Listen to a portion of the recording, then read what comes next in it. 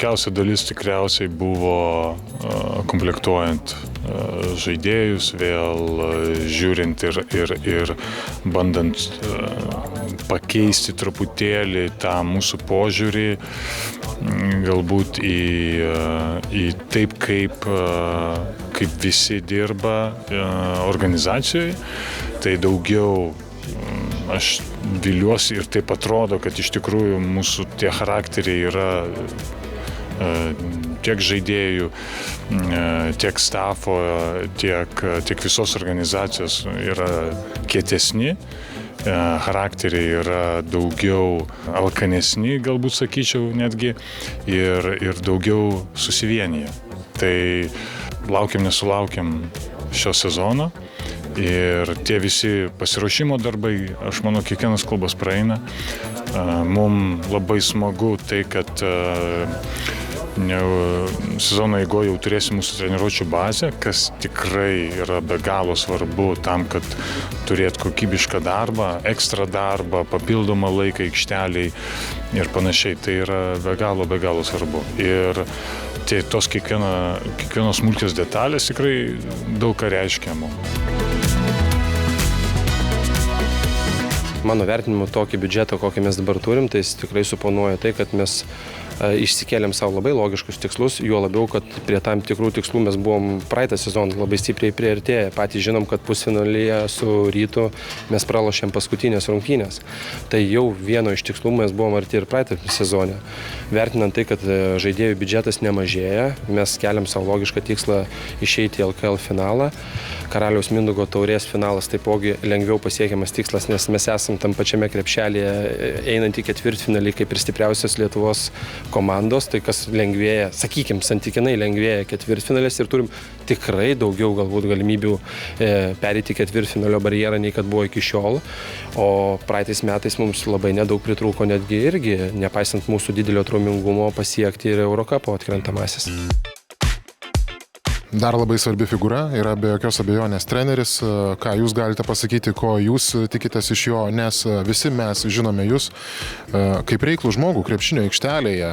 Aš labai tikiuosi, kad jis perteiks savo kultūrą, savo darbo etiką, savo fanatizmą krepšiniui, norą visą laiką mokintis ir jo yra didžiausia, sakykime, kaip žmogaus vertybė, tai, kad jis girdi, jis išgirsta visus aplinkinius ir jo pagrindinė savybė yra tai, kad jisai suvienyje.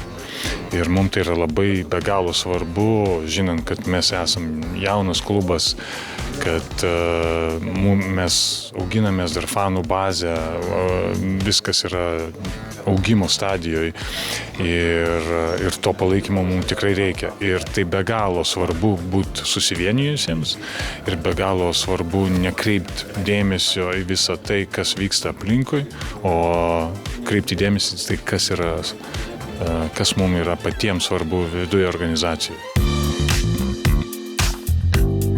Aišku, mes laikysimės ir toliau, o tos pačios savo linijos mes norim kurti bendruomenę.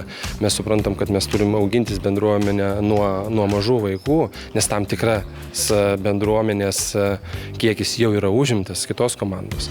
Mes juos gerbiam, bet suprantam, kad kur kas lengviau augintis, kai vaikas ateina pas tave į tavo fanų būrį, į Vilkų areną. Tai šioje vietoje mes tikrai dėsim ir toliau didelį akcentą bendradarbiaudami su mokyklom. Labai daug naujų mūsų projektų mes paskelbsim rugsėjį. Net mūsų naujos komandos aprangos bus susiję su tam tikra kooperacija su Vilniaus bendruomenė. Nenoriu skleidinėti detalių, bet pamatysi tikrai, kad mes turim ten konceptualiai sugalvoję tam tikrą projektą, kuris, manau, dar labiau padidins mūsų bendruomenę.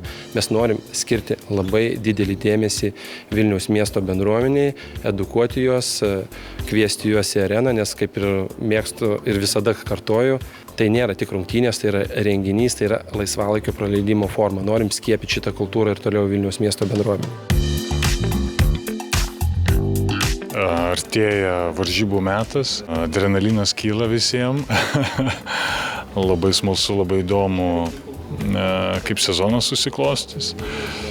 Tikimės labai tikimės, kad sukontroliuosim traumas. Tai yra galbūt didžiausias galvos skausmas ir lūkestis, kad komanda būtų sveika, kad mes galų gale matytume, kokiam lygyje mes tikrai galim žaisti.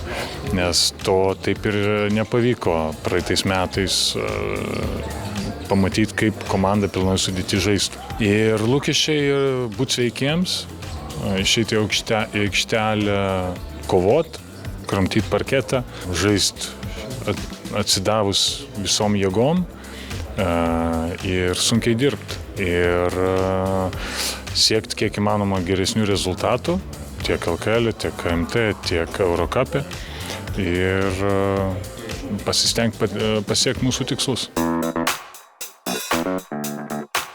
Buvimas trečius metus rinkoje duoda tam tikrų pamokų. Būtų keista bet kurioje gyvenimo situacijoje, jeigu tu sakytum, kad jau nebesimokai.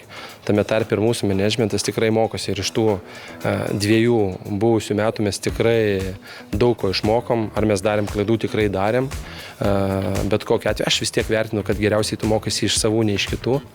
Tos savo klaidos jos kur kas labiau įsidėmi ir tu supranti kur kas greičiau, kaip jas reikia taisyti. Tai šiek tiek keičiamės, manau, kad išmokstam, kitaip priemam, norim ir toliau išlikti ambicingi, bet tikrai nearogantiški. Būtų keista sportinėje organizacijoje nenorėt būti pirmu. Tai šito mes niekada savo klube neleidžiam, mes visada norim būti pirmi ir tai mano vertinimu kiekvieno sportininko dvasioje turi būti.